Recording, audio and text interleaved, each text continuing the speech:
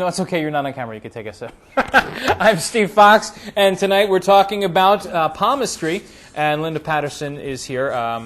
If you've been enjoying the program so far, good, thank you. And if you haven't, I hope you would have turned it off by now.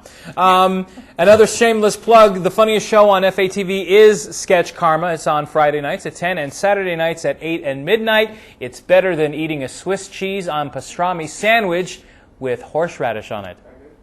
And if you have a show idea, you can email them to us at experience@fatv.org, or you can actually give us a call here with those, 343-3130, or you can visit the website at www.fatv.org/experience. And if you have experienced ghosts or mysterious phenomena in your home or work and you want to have us here at The Experience look into it for you, send us a letter or email explaining the strange events, and we will bring a crew, including a psychic, to investigate and hopefully get you some answers to the mysterious goings-on.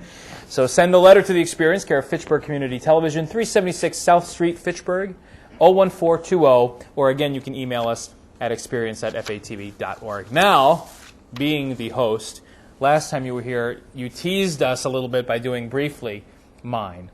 Now, I am not ambidextrous. I have only one hand. Well, I have two hands, but I'm right-handed. And I'm intrigued by what it all means after we talked about my stubbornness and...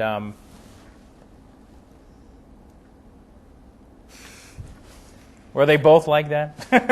You're more stubborn than you used to be, and you're more willful than you used to be. How do you judge as far as past? Like how far past? Oh, I. There's no way of. Right. And until you feel dozens of fingers, you don't really know what stiff is. Oh. You know, or thumbs. You don't know how stiff a thumb is, and you have great big thumbs. You know, it's interesting. So you have classic, more earth-type hands. You have bigger, squarer hands. And not only does she read the palms, she also scratches off any kind of material that may be on them. And earth people tend to have simple palms. I don't know if you got to take a look at Carol's palm. She had probably 3 times as many lines as you have. So, I mean, your hands, if you look at my hand, do you see how many more lines? Yeah. So your hand is very simple. You would be a very simple reading. Run. That doesn't make you a simple person. And your hand is very much the same as Carol's. These 2 fingers were very much the same length, and now they're very, very different. You know, all of that ambition used to mean a lot to you. You know, all of that leadership and power held much more for you in the past than it does now. And I think that might be pretty common. You know, as we get older, we realize that it's not what it's cracked up to be. Mm-hmm. You know, that it's more important to smell the roses, to take time in life and to enjoy ourselves and have a little self-fulfillment. You know, I haven't seen anybody's fingers. You have a slight bend to your pinky, which is... Well, that was the one that I slammed in the door. Diplomacy. And some people's fingers pay homage, meaning they really bend over. If you see this finger, it really bends. And your fingers are pretty straight, but in my case, what that would mean is my Saturn is paying homage to my Apollo. Even though my duties and loyalties are important to me, I'll not people please. You know, that if it means staying up all night to take care of something, I'll probably get the rest instead. You know. I don't know if that's always been true. I try not to read. I was just going to say, how did you do in high school at those last-minute exams? You have a small. Actually, you don't have a very wide angle of generosity. You tend to be more private. You know, you don't do a lot of complaining about your personal life. You have one really solid marriage line. Is your wife watching? No, she's in Gardner, but she will watch the tape. I usually make her.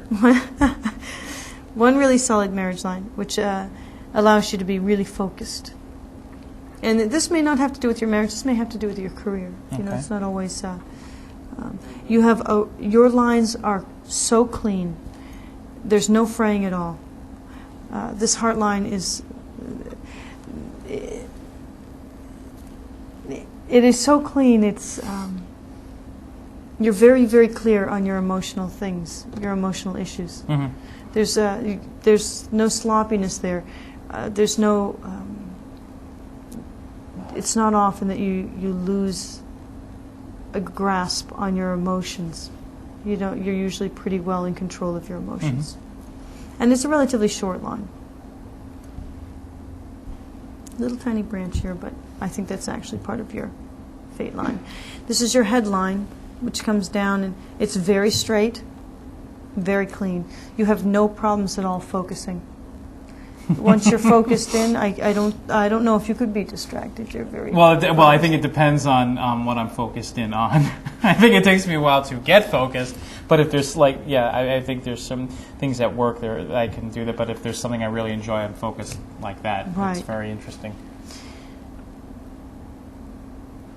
I like your palm has gotten better over time. I like this headline better than I like this headline. When I see a dip like that, I'm always a little concerned. Okay. This is not always the best of things. It's a dip in thought process. Sometimes it can indicate, some sorrow or depression. So it's nice. It's nice and clean and clear and straight now. Logical, level-headed thinking. Got the Prozac's working. Yes. This is your lifeline, and you have the widest lifeline I think I may have ever seen. And people whose lifelines are way out there, that come way out there, their lives usually do as well. You reach out and touch probably hundreds of people. So your life is pretty far out there. And as I said earlier, your headline and your lifeline are tied tightly. Here in the beginning, I don't know if your mother was a little overprotective of you, but we usually read that as you weren't allowed to make decisions on your own when you were younger as much. And then there's a break in your lifeline, and it picks up on the outside of the line. So the line comes down and it picks up outside, which is far better. We like to see that because it means outgoing. Whereas if it had broken off and started inside, it would mean more of being a recluse. Okay. So you're actually getting further out there in life. And it's a nice solid line. Nice, solid, clean line, which is very long. And you have the little bit of worry, but they don't cross the lifeline, so it doesn't affect your life. I don't see any boxes. And you have a little bit of a fate line. It starts kind of right in the middle of your palm, which is interesting. They usually start down here. And this is your lifeline here is very different. This on your left hand, your lifeline is one solid line with one enormous fork, which is love of travel.